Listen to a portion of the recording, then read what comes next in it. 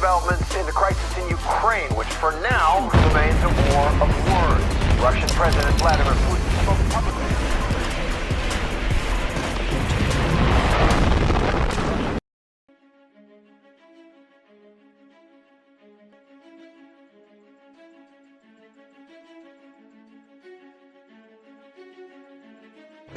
Pada kesempatan ini, saya akan bahas mengenai Rusia dan Ukraina.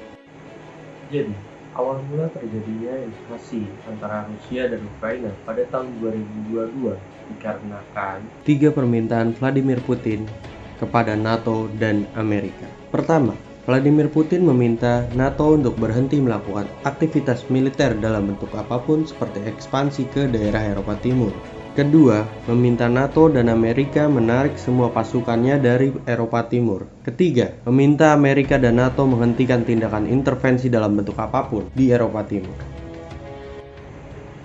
Dari ketiga permintaan tersebut, Rusia akan melakukan invasi besar-besaran terhadap Ukraina atau mengambil kembali daerah Ukraina agar masuk dalam negara Rusia. Selanjutnya, saya akan menjelaskan jika dikaitkan dengan hukum humaniter internasional berdasarkan prinsip dan norma di dalamnya.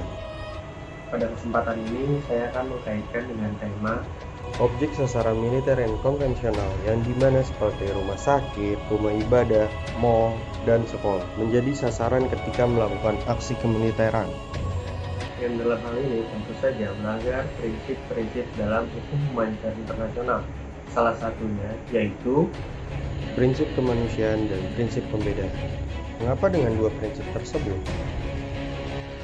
Satu, prinsip yang dibuat dan dasarnya bertujuan untuk melindungi, menjamin penghormatan dan keselamatan terhadap manusia serta mengatur semua pihak yang terlibat dalam sengketa bersenjata harus membedakan antara peserta tempur kombatan dengan orang sipil.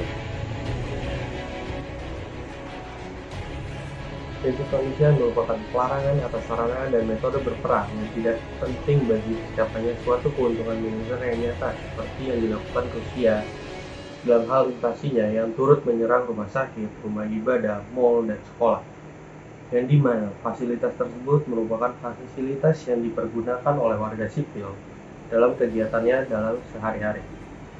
Prinsip pembeda.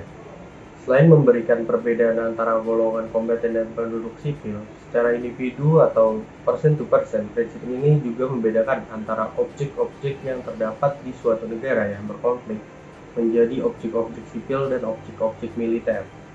Civilian object atau objek sipil ialah semua objek yang tidak terkait atau berhubungan dengan militer seperti rumah sakit, rumah ibadah, mal, sekolah, dan masih banyak lagi.